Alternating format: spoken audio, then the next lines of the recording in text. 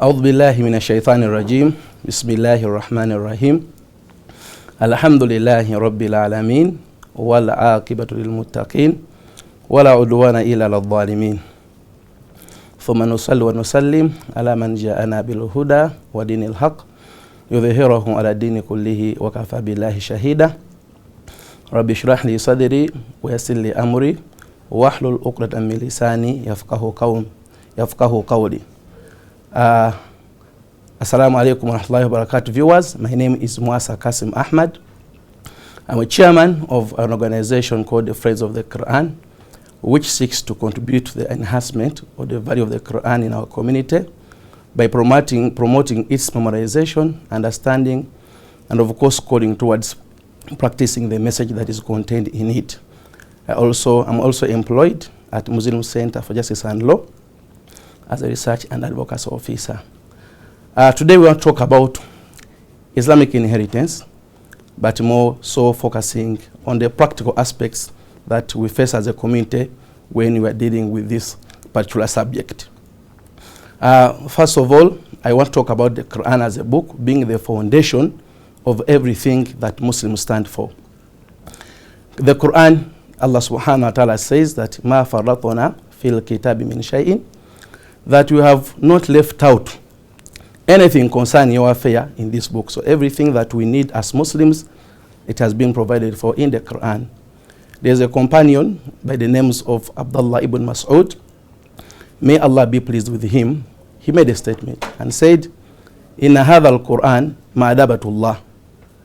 Faman istata' minkum yakra minhu shay'an falyaf'al. That the Quran is like a banquet. When we talk about a banquet, we mean like a food, like a buffet. So someone organizes the dishes. You come and pick up any meal that you want to pick up. So that's how comprehensive the Quran is. Every information that you want to pick up on any aspect in your life, you can find it in the Quran and be useful at in any circumstance that you want to apply it for. So Islamic inheritance or inheritance is one of the aspects that have been preordained by Allah in the Quran. It's not an aspect where a human being, a Muslim, has too much freedom to deal with their property the way they wish.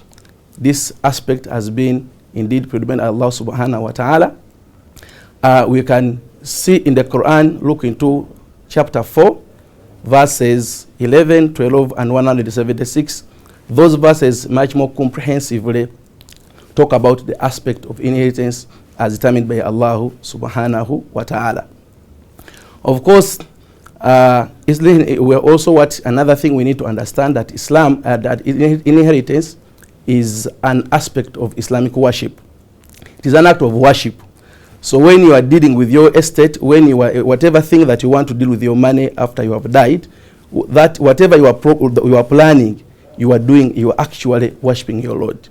So it's an act of worship. That's how we deal with it in our religion.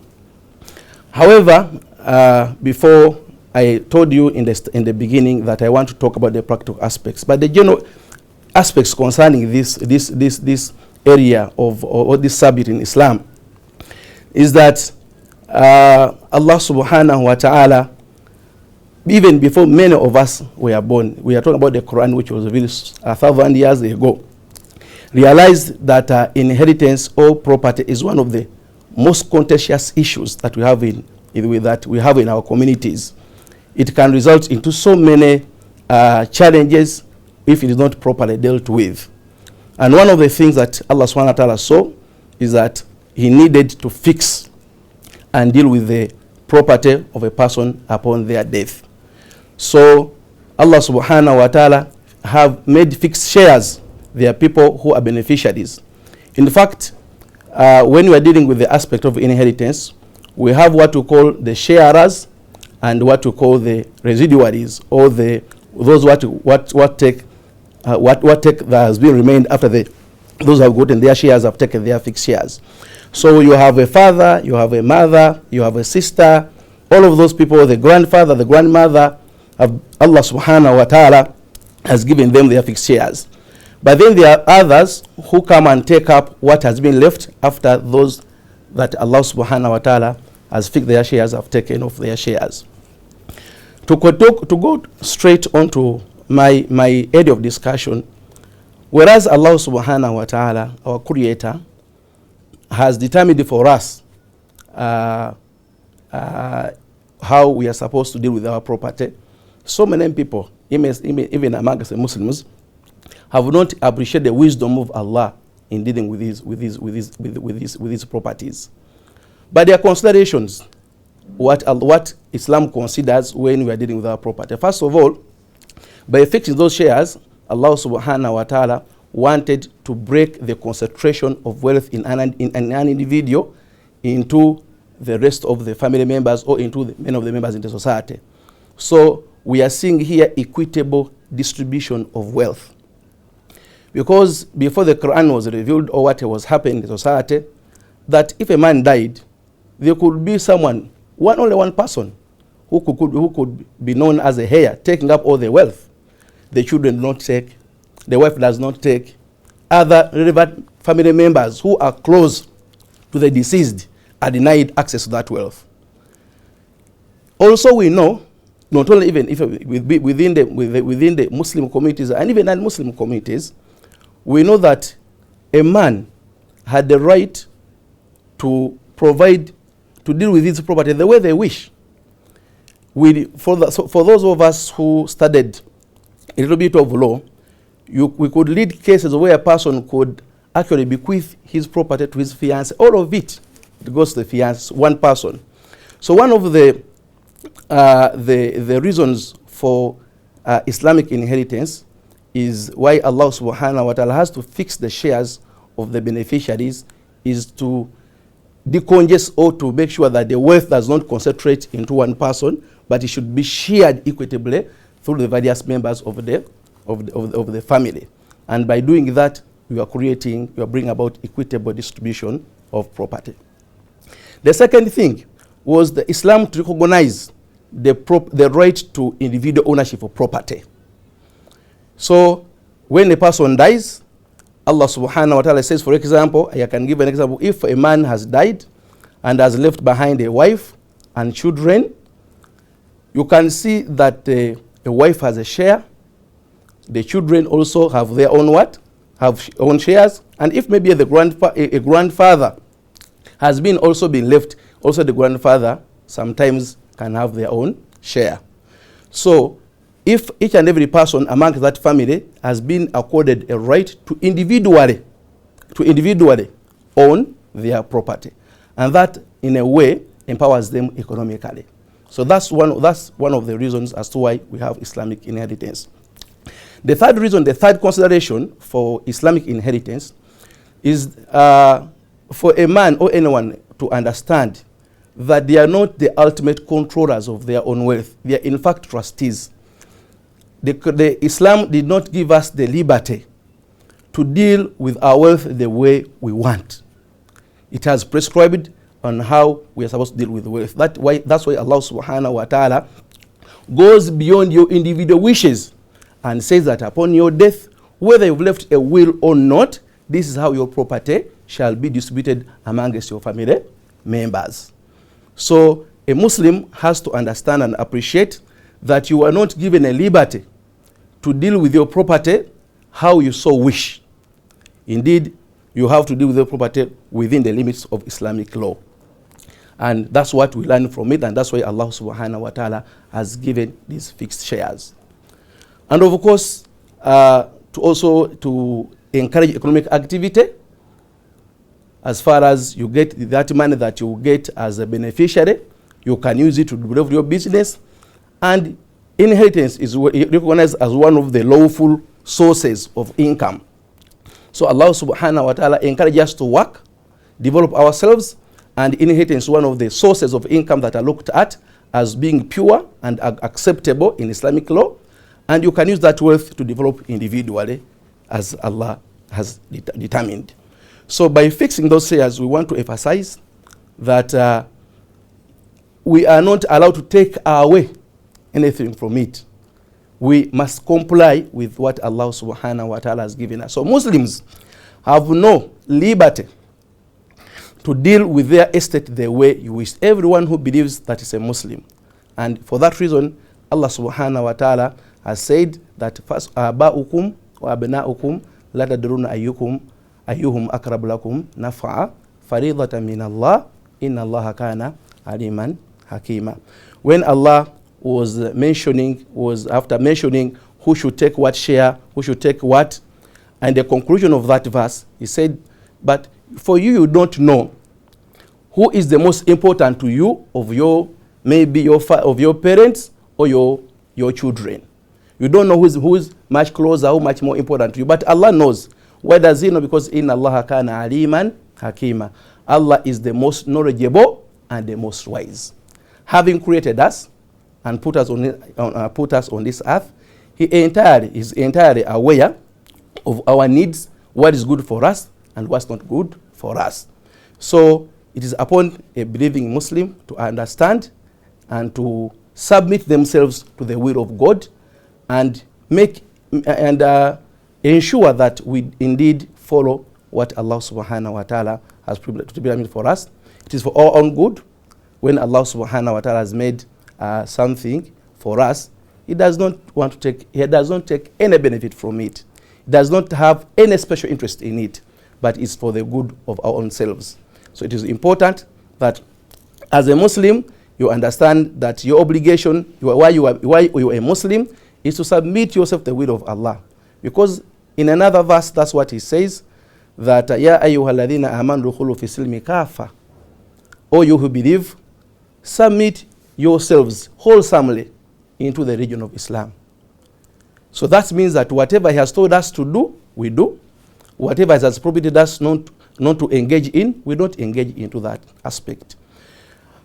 However much Allah subhanahu wa ta'ala has said that, still as human beings, we have all our own thinkings and our own way of looking at things. One of the most biggest challenges that affects inheritance or Islamic inheritance is the perception, both amongst the Muslims and the non-Muslims, that this religion, Islam, discriminates against women.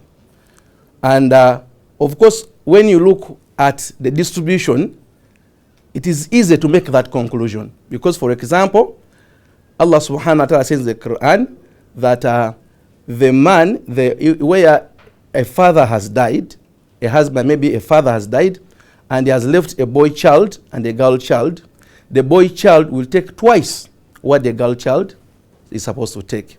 So when you look at that openly on the face of it, it is easy to make a conclusion that indeed this religion discriminates against women. However, we need to look at the status of the society right from the time when the Quran was revealed. What was the prevailing situation about women? First of all, women were not only allowed to inherit, but were regarded as property. They formed part of inheritance. That happened in the Arabian world and even in other parts of the world. Even in Uganda here, we have some cultures where it was believed that a woman is a property to be inherited. Rather than looking at Islam as a faith that discriminates against women, you need to look at the reformations that it brought about in making a woman a dignified and an independent human being. First of all, Quran says, لِلرِّجَالِ نَصِيبٌ مِمَّا تَرَكَ الْوَالِدَانِ وَالْأَقْرَبُونَ وَلِلنِّسَاءِ نَصِيبٌ مِمَّا تَرَكَ الْوَالِدَانِ وَالْأَقْرَبُونَ. That the men have a share in that what has been left by the parents or the close relatives. The same thing happens that even the women have the right to take a share from what has been left by the parents and the close relatives. So by making that, by providing that injunction in the Quran, Allah subhanahu wa ta'ala was recognizing the independent right of a woman to own the property individually. You can also look at another verse. The Quran says, Ya ayyuhalladhina amanu la yahillu lakum an tarithu nisaa karha. O you who believe, you are not allowed to take women as inheritance. So whereas you are not allowed to inherit, They were taken as property.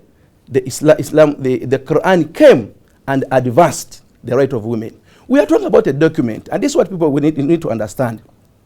Because we celebrate the United Declaration for Human Rights as the document, as the foundational document that advances the right of all people. But that document came into effect in the year, if I'm not mistaken, 1945. We are talking about a document which came 1,000 years, even before we thought about that. And at a time when no one cared about the right of women. And those fundamental statements were put in that document up to now. They are still there.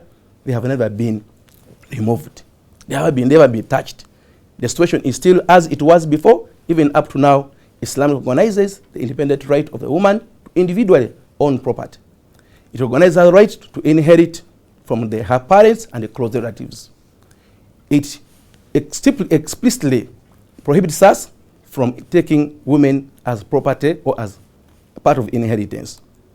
Then it also tells that if you have married a woman and you have given her, during the course of marriage, you have given her property, at a point of divorce, you are not allowed to take away anything from what you gave her.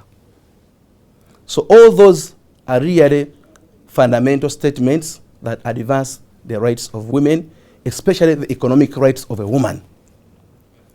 So it is, we want to believe that is mostly lack of information, that people are quick to accuse Islam as being a religion that discriminates against women. But for those who want justification, why did Allah subhanahu wa ta'ala prefer a man over a woman in terms of when it comes to distribution of property of the deceased? To understand that, we need to go back and look at how the Islamic family is organized. Because in an Islamic family, it is a relationship of obligations and rights. It imposes the obligations upon a man. It imposes the obligations upon a woman. Now, in that social setup of a family, the man is given all the financial burdens. All the financial burdens. When you go out and marry someone's child, I'm talking about a girl or a lady, that you go out and marry that woman, it is your obligation to find where she has to live. You have to find a home for her, either by way of renting or a permanent place of residence that you have built up by yourself. That obligation is given to a man, not to a woman. It's not her obligation to look for where they are going to stay. Whether she has money or not, that obligation has been placed on a man. The same religion imposes the obligation of feeding the family. The same obligation imposes. So all the financial needs of a home are given to a man. So we want to look at a situation where I have a brother who is going to where there is in the same family you have a brother who's going to marry, but in the same family there's also a sister who's going to be married, and both of them, their father has died and left maybe around 100 million behind. Of course, in the normal Sharia division, that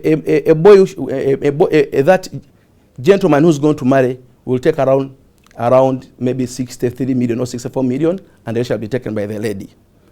When you look at how the divisions are supposed to be made. But now, the boy child is the one who's going to pay mahar. So the boy is spending, but then the girl child is going to receive. So the boy is at the spending side, and the girl is at the receiving side. The boy who is going to marry has to provide the home. My sister who is going to be married to another man, he just has to go pick up her personal stuff and find a home already organized for her. So because the financial burdens have been put onto the man, that's why it is an aspect of equity that the shares are not made to be equal because of the nature of the obligations that have been put onto the man. That's a logical reason that we can give. But for those for the Muslim believing men and women, our understanding, which we want you to appreciate, and indeed the most important aspect, that when you say that I'm a Muslim, you have agreed to entirely submit yourself to the will of Allah subhanahu wa ta'ala. So trust your Allah, trust your Creator, and ensure that what He has given, what He has prescribed for you is the best for you. Because then if you don't trust your Creator, you are also making a contradiction about your faith. Because you are believing in the unseen, the God of the unseen, whom you trust for everything, for aspect of your life. So if you believe in Him in certain things, and in the other things you don't believe in Him, then you're also creating a contradiction of whether you are actually a true believer in the Lord that you seek to submit to. I want to quickly, as I wind up, to mention that one of the another practical challenges we face as Muslims in regarding the aspect of inheritance is that the country we are living in is not governed by Sharia law, and the laws and the Sharia is not part of the laws that govern this country.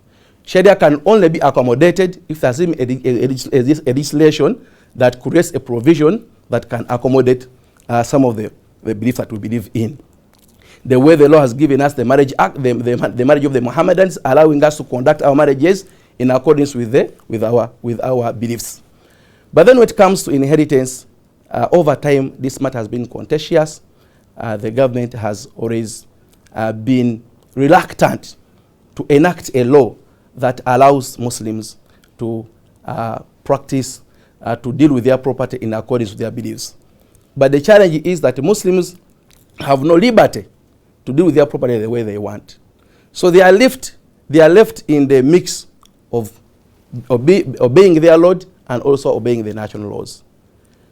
We believe that we can take on the principle of unity and diversity, recognize our own differences, but also understand we have also our unique aspects that may be related to us as religious people, a religious group, or a social group, or anything else.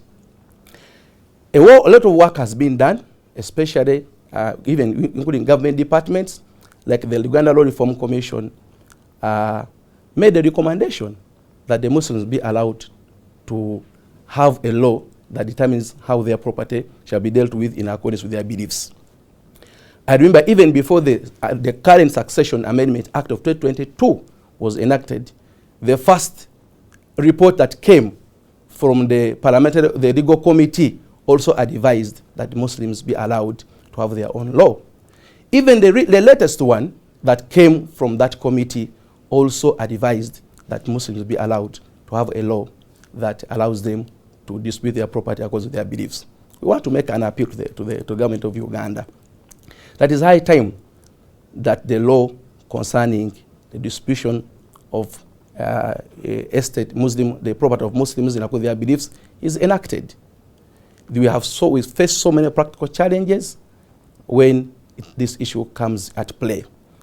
So our understanding, our own appeal, that the government, being a government of all, considers it as a very serious issue, and the way it has enacted the Succession Amendment Act, we also call upon that the Qadhi's Court Act is also expeditiously dealt with, so that Muslims are free to practice their religion in accordance with the Constitution, because the Constitution allows us the right of worship, and you have said in the beginning that matters of inheritance, matters of marriage to Muslims, those are matters of worship. We don't have any liberty to take out anything that Allah subhanahu wa ta'ala has given us. For the Muslims, we call upon you to understand, to trust your Creator, and ensure and know that whatever Allah subhanahu wa ta'ala has prescribed is for your own good. He does not need to carry out any injustice on any human being. وَمَا اللَّهُ يُرِيدُ ظُلْمًا لِلْعَالَمِينَ. Allah says it himself that he has never intended to cause any injustice on any human being. So I want to stop at that and call upon you to read more of the Quran, so that you can understand the wisdom of Allah subhanahu wa ta'ala upon the matters that he legislates upon. Assalamu alaikum wa rahmatullahi wa barakatuh.